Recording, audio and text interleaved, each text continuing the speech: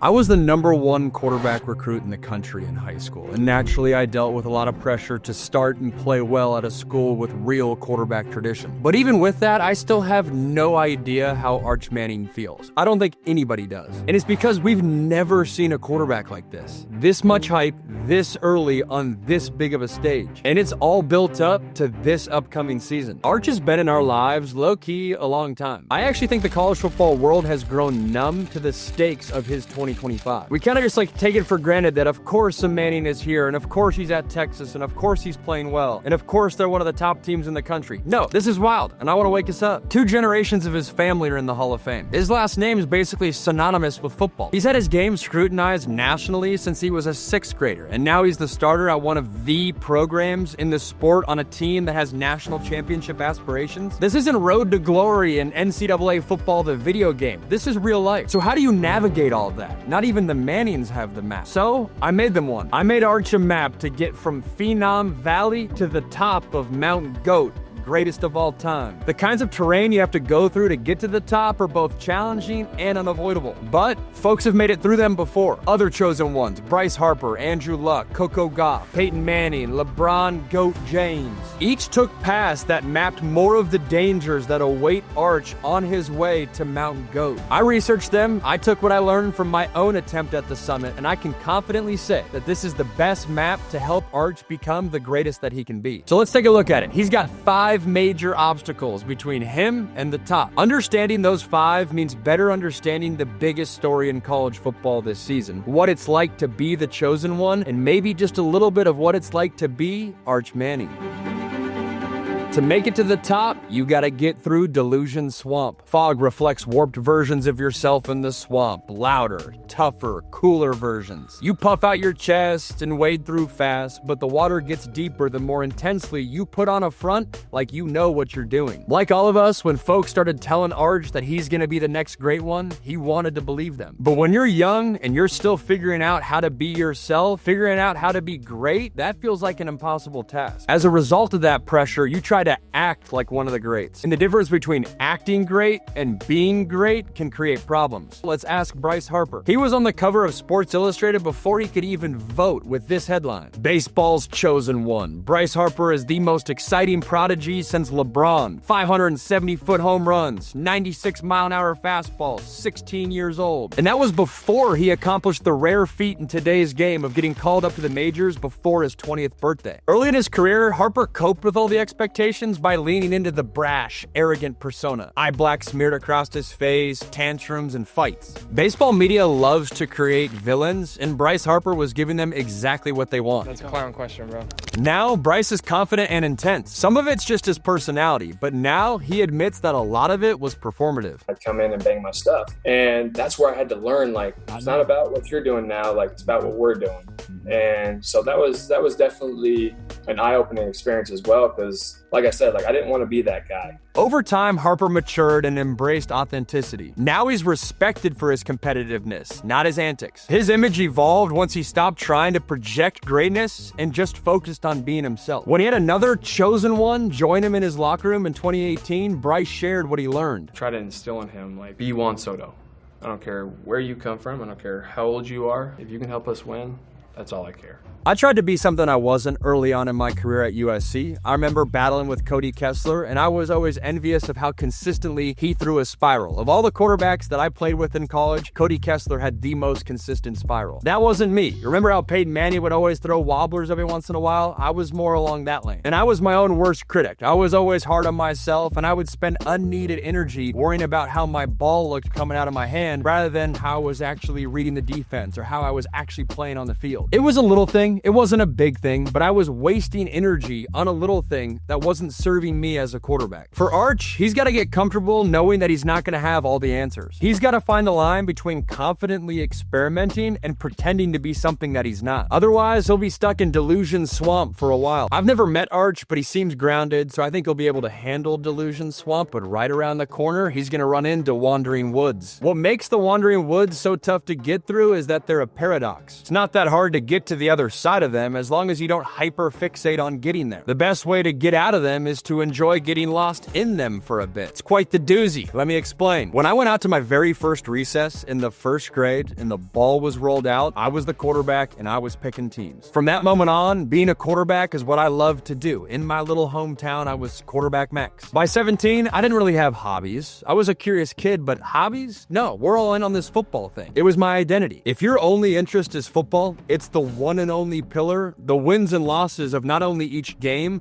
but each practice rep will impact your identity as a human being. I can remember my first spring at USC. They told me, hey, treat every practice like the Super Bowl. So that's what I did. Every single rep was life or death. But because I was gripping on to every last rep so tightly, I was pressing and I wasn't playing good football. Fast forward a year and my best friends on the football team had joined a fraternity and I wanted to join a fraternity. The quarterback side of me, the guy that had listened to the Mamba mentality, was like, Max, why are you joining a fraternity? You don't need that. The other side of me that was trying to learn from Delusion Swamp was like, Max, you're wired too tightly right now. You're not able to ever turn off the football switch. Maybe joining a fraternity will help you have something outside of football so you can escape from that and just chill out. Sounds weird as a 5-star quarterback. Joining a fraternity helped me. I needed interests outside of football to give myself a break, to detach a bit. But there was a quarterback who needed them even more than me, maybe more than anybody. Andrew Luck was a top 5 high school quarterback in the country before getting to college. Then he developed to become ESPN's top quarterback prospect in the past 30 years. Most teams and scouts agree. Folks called him a mix of John Elway and Peyton Manning. Think about that. He was billed as a hybrid of 2 guys with gold jackets. But Luck was different than those guys. He was different from everybody. He had a 6.5 GPA in high school. I didn't even know that was possible. He majored in architectural design at Stanford. He was a fan of European soccer before hipster sports fans co-opted it. The dude started book clubs. He had a myriad of interests outside of football, but none of them took away from his football career. They added to it. That balance led to performance. A coach's rookie year tells a great story that illustrates this. Andrew was drafted number 1 overall by the Indianapolis Colts, but due to an outdated NFL rule, he couldn't join the team until he finished that Stanford architectural program. So he missed the majority of the Colts offseason activities. He showed up in his first spring practice and did this in the first scrimmage. All of a sudden, he rips out this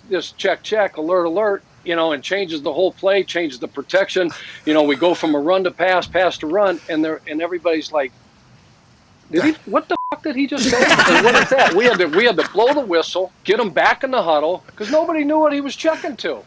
And we're figuring, okay, this guy is a genius. Again, his balance led to performance. And those interests are what he leaned on when his career was brutally cut short due to injury. Even then, the pressures of being chosen and investing so much of yourself in pursuit of Mount Goat clearly took its toll. There was a grieving period because a part of my identity died, and that part of me was a football player, Luck said. Certainly, I was more than just a football player, but there was a grieving period. When you're the chosen one, everybody's gonna make football the singular topic that they focus on when talking with you or about you. I joined a fraternity in college. It was fairly common on the USC football team. There was probably 15 or 20 guys that did it. And I remember for about a year, I would make myself feel guilty. I knew it was something I wanted to do, but there was a voice inside me that was like, Max, you're a 5-star quarterback. What are you doing joining a fraternity? We're on a mission to make it to the NFL. Every hour you're spending at the fraternity could be an hour that you're watching film. Well, trust me, I watched enough film, and joining a fraternity was one of the best decisions that I made in college because it gave me a break from all the madness and craziness of what football was. Obviously, there's a lot of gray area between joining a fraternity and architectural class, but leaning into your interests, whatever they are, however quirky they are, will give you a break from all the football chaos. I'm not saying don't be all in on football. I'm saying that being all in can have some unintended consequences where you're never able to flip the football off switch off. The Wandering Woods can feel like a tangent, even unnecessary, but anyone with a good relationship with the game they love has been through them. Arch could find the architecture in the woods like Andrew. Maybe it's Legos. Maybe it's Etruscan history. Whatever it is, a genuine interest outside of football will serve him well. Reach Out River is a whole different story. To get through it, Arch won't just need interests outside of football. He'll need people outside of football. Talking to somebody that cares about you as the person first and not the athlete sounds easy, but it took me years to cross Reach Out River. I can remember later on in my football career, I got a call from my brother and he was like, yo, so how you doing, man? And I immediately went down the quarterback debrief mode. It was like muscle memory to me, where anytime I talked to like friends or family, it was like, hey, let me give them the lowdown on where my football career is at. And he stopped me and gave me crap and was like, dude, why are you being so formal? I'm just asking you like how you're doing, like brother to brother. And even a guy like myself, I like to think I was like level-headed, but over the course of being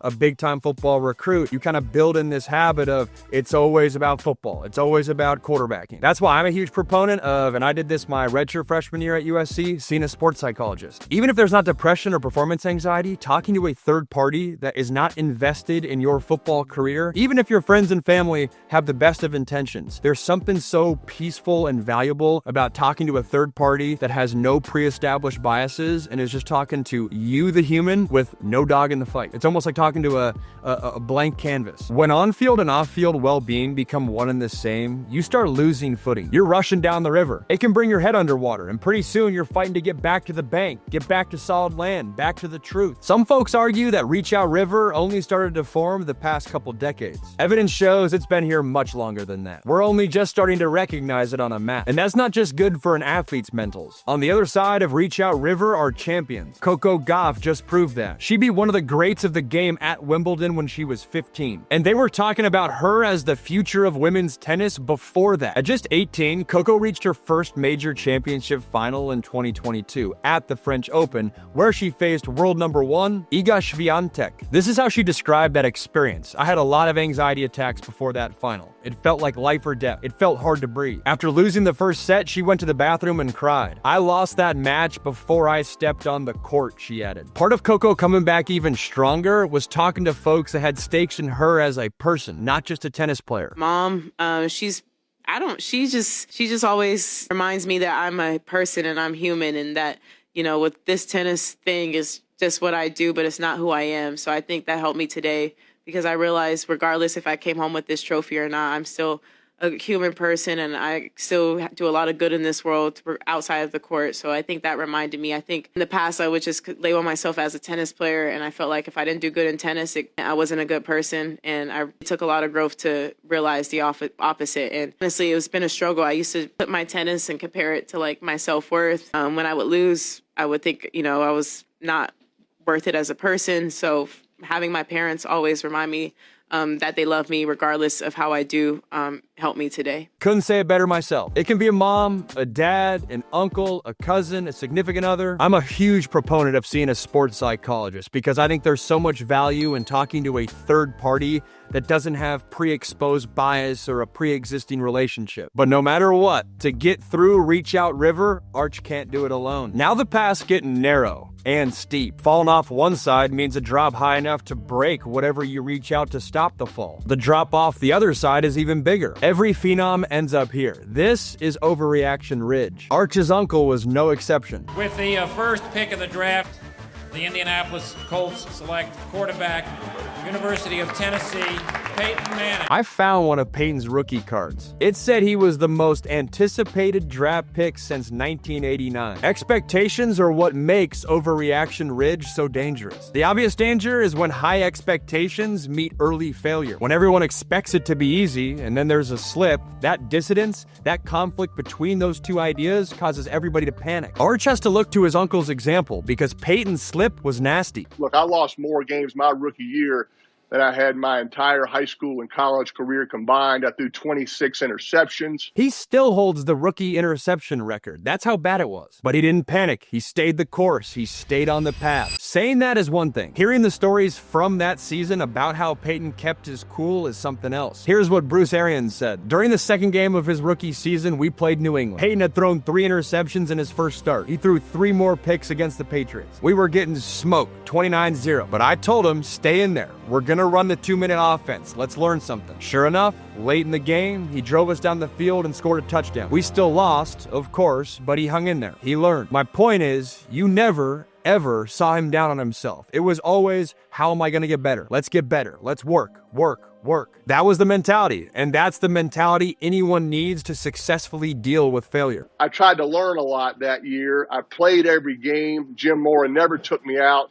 I learned some things in the fourth quarter of those blowouts about what it took to be an NFL quarterback. But that's only one side of Overreaction Ridge. You can fall off the other side. Here's how it happens. Arch has the same first game success as DJ Uiagalelei had. People forget that once upon a time, Clemson fans weren't that worried that Trevor Lawrence was leaving. If Arch has that kind of start, he can't start walking like there's nothing at stake, like he's not on the ridge. If he does, he's gonna tumble all the way down into Delusion swamp. Overreaction Ridge is brutal for everybody. Arch won't be any different. He's going to hit rough stretches. Everybody does. But if he takes a page from his uncle and treats the struggle as part of the climb, not the end of it, he'll get through it. Every phenom, including Arch, faces a decision at the top of the mountain. The Jordan face or identity pass. Mountain climbers run into this often. There's a direct, brutal route that promises a quicker summit, but it's far more dangerous. And then there's a slower route, still risky, still steep, but it's more sustainable. Arch will have this choice. The Jordan face is direct and brutal. It requires making your achievements your identity. It's using any fuel, good or bad, to get to the top. It makes for unreal stories, legends even, but it comes at a cost. Jordan made basketball his entire identity, and it worked, but he has paid a price. We all saw the vindictive Hall of Fame speech. We saw how he could create enemies out of thin air in The Last Dance. We know he went to great lengths gambling just to feel like a competitor again. Wright Thompson, a writer who profiled Jordan in his prime, recently commended Jordan for the work that he's doing at 62 to find out who he is without basketball. But the path to Mount GOAT took its toll. Then there's LeBron. LeBron has spent some time on the Jordan face, but he's mostly known for getting further up identity paths than anyone else has. Being the best basketball player is important to LeBron, but we all see the value that he puts on being the best father that he can be, the best business leader that he can be, and the best entertainer. Regardless of whether or not he's your GOAT, there's no denying that LeBron seems to have had a healthier approach to the summit than anybody else at his elevation. Whenever his playing career comes to an end, I have no doubts LeBron will gracefully transition to the next phase of life. You can't say that about a lot of phenoms. And then there's Kobe. For most of his career, Kobe climbed straight up the Jordan face. Same obsession to prove himself as Kobe the player. But near the end of his life, from afar, it felt like something had changed. He ended up on identity pass and started finding out who he was outside of basketball. It's part of what made his passing so tragic. We had just gotten to know him as Kobe, the father, Kobe, the storyteller. He won an Oscar for his animated short film, Dear Basketball. Dear Basketball, you gave a 6-year-old boy his Laker dream. And we both know, no matter what I do next, I'll always be that kid with the rolled up socks, garbage can in the corner, 5 seconds on the clock, ball in my hands. 5, 4, 3, 2, 1.